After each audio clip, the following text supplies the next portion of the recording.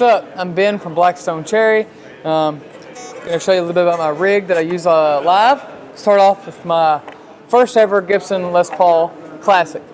This is my first Les Paul I bought in 2004 from a guy back home, and I love it. It's very special to me because it is my first Les Paul. It's a classic, so it's got a skinnier neck, which I prefer. High output pickups, 500 and the 496. So it's super loud and it's awesome, and everything else is pretty standard on it, except for all the cosmetic damage that I've done to it. But I think that's kind of cool. So on the back of the neck here, it's got a lot of wear from where I wear rings. Of course, the buckle rash, and then here too. But that's kind of what's cool about it, is that it's kind of been my own. It's definitely been road worn. Only other thing that's been done to it is an extra bracing here under the saddle, because I placed so hard that I would hit right here and I would bow the bridge in the saddle area. So they had to put some extra bracing here in the middle. So this is my workhorse. I've used it on all the records we've done, and it's been in a lot of photos, and I love this guitar. Okay, this is one of my other guitars that I play a lot live. This is the newest guitar that I have. It's a Gibson Les Paul Traditional Pro. The finish is like an Inverness green is what they call it, or Inverness green. I'm not sure how you want to pronounce it, but it's one of the closest things I can find to seafoam in a Les Paul. So seafoam green is one of my favorite finishes, and I always wanted a seafoam green Les Paul. So this is what I found, and it's a sweet guitar. All the way, front and back is the green. What's cool is that it's got push-pull activity on it, so I can totally make it like single coil if I want to on the bridge or the neck pickup. It's also got a 10 dB boost, so if it can kind of kick out a little extra 10 dB, which is fun because I normally just leave that out the whole time anyway. This has got a little bit of a bigger neck. It's a 50s neck, so it took me a little while to get used to it because I'm so used to the skinny necks. But I've actually kind of grown accustomed to it, so it's awesome. I love this guitar. I think it's beautiful. These are different pickups. I can't remember exactly what model they are. I think they're like the 58 or something like that. But they're really cool. It's an awesome guitar. Okay, we're going to talk about the amps here. In Europe, I use different amps than I do in the States, but they're all PV amps. So over here, I've got the PV3120s, which is a sweet amp. It's high gain, which is what, that's kind of my sound. I prefer a chunky, heavy sound. Of course, it's all tube. It's got 3 channels: lead, rhythm, and the clean. And I'm mainly running on the lead channel as my main heavy sound. And then, of course, the clean. I do use the rhythm on a couple of the new songs, and I kind of just set it more of like an overdrive, where it kind of sounds like a small guitar, and then I kick on to the lead channel if I want it to be super heavy. But these amps are awesome. I've used them over here for several years now. They could literally fall off a truck and still work, and that's just because PV makes great stuff, and they've always taken care of us. So that's the amps. I love them to death. Not any crazy settings, normal stuff. And then everything else, I've got Sennheiser is what I use for my wireless guitar units, which is the EW500 G3 series. I use this same one in America too, so it's been awesome. And then the only other thing that's behind this rack that we use is Palmer DIs. We don't use any microphones on the cabinets for guitars. We go straight in, and our front of house guy Brandon kind of mixes that sound. So it's pretty awesome. We try and keep it pretty clean, and yeah, it's all the power right here. These are the cabinets. These are, of course, again, PV cabinets. They're pretty awesome and customized because we used the black ones for a long time, and we kind of wanted something different. So we got these on the last album cycle. We thought the white screens looked cool, and of course this is our logo here, the Cherry logo, and then we just picked a different logo too. So they wouldn't let me put TCB on there because I love Elvis. They wouldn't let me put Elvis on there because of copyright. So I just found a cool skull and crossbones online because I had to have it designed in last minute. So I thought that was kind of neat. So yeah, they're just 412 cabinets made by PV, and they're pretty awesome. All right, this is the pedal board here. Pretty simple. It looks like a whole lot, but it's very simple. My amp foot switch. This is my main heavy sound, which we call gas, and then the overdrive is the other channel I was telling you about that we kind of ran as a quiet sound. A Banshee 2 talk box made by Rocktron, which is pretty sweet because it allows me to have the talk box signal as well as the amp signal at the same time. Or if I don't want that, I can click a button and it goes just the top box. So it's pretty awesome. I love that. The Super Octave is hooked up to the top box, so it always, every time I click the top box on, the octave is with it. Of course, that's just power brick. This is a cool pedal here, Bass Octave Deluxe. It just makes a really cool, crazy octave fuzz sound. MXR Phase 90, which is, everybody loves that. Swollen Pickle, which is another awesome pedal. Super crazy lead stuff. You can get some cool, crazy tones. Hendrix Wah, TC Electronic Polytune. We just started using them on this tour. They're very cool, very big screens, which we like. Micro Pog, which is probably one of my favorite pedals on the board because we have it set to like the organ effect and it sounds incredibly awesome. And then an MXR EQ, which I haven't really integrated into the set yet, but I'm sure I will at some point because we've got some cool sounds on the new album, and I'll just kind of utilize it for that. But that's pretty much it. The main pedals I use during the night, of course, I use this one a whole lot, obviously.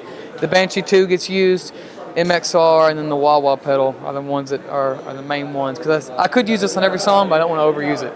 So, but that's pretty awesome, and that's pretty much it. What songs are you using the Banshee on? I use this one on White Trash Millionaire and Me and Mary Jane. Great. Yeah. And why did you opt for the Hendrix wah as opposed to? I use a Buddha wah in America, and it's a sweet, awesome wah.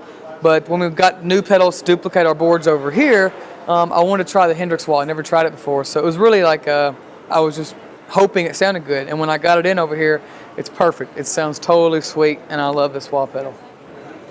Hey y'all, I'm Chris Robertson from Blackstone Cherry, and this is my rig rundown.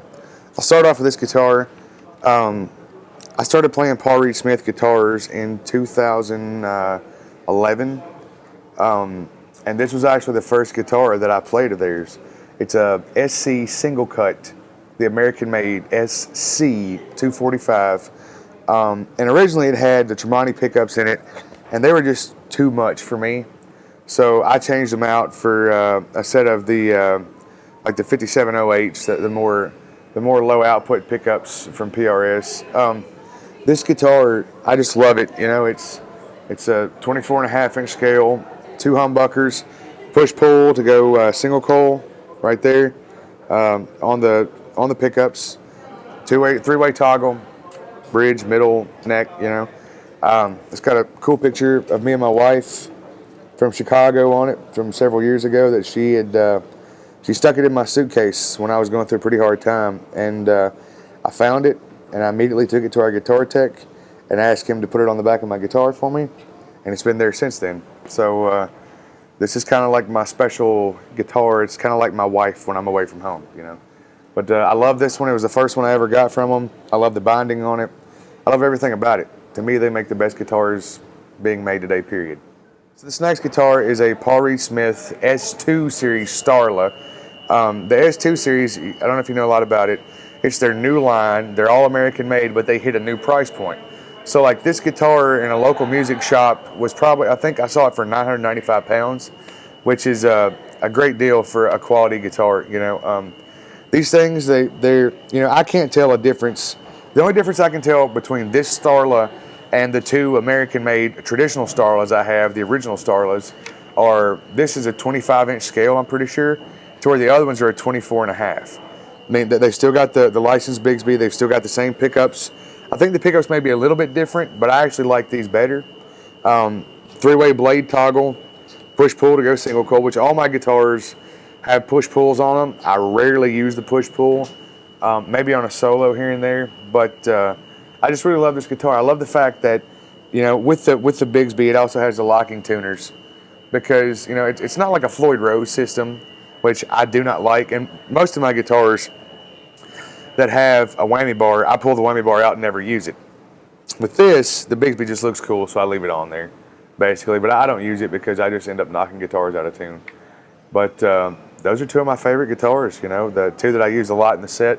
This one mainly sees action right now on White Trash Millionaire. It's the only song I'm playing it on in the set right now, but I got a feeling that's going to change pretty soon. So these are the amps I use. These are the Buddha Super Drive Series 2, and they're the Super Drive 45 watters. And they're, you know, they're your standard, you know, tube amp power, then your, you know, your Go Rest, which is standby on a lot of amps.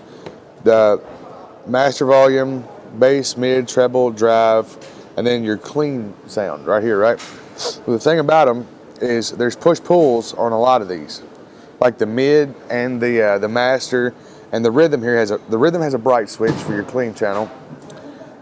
There's a push-pull for like a modern or a classic on your mid-range, and then obviously with your master pushed in, it allows me to use my foot switch, which I use on maybe the only song I use a foot switch on, I think, is In My Blood. Literally, that's the only thing I use a foot switch. I normally just roll the volume off the neck pickup and go to it.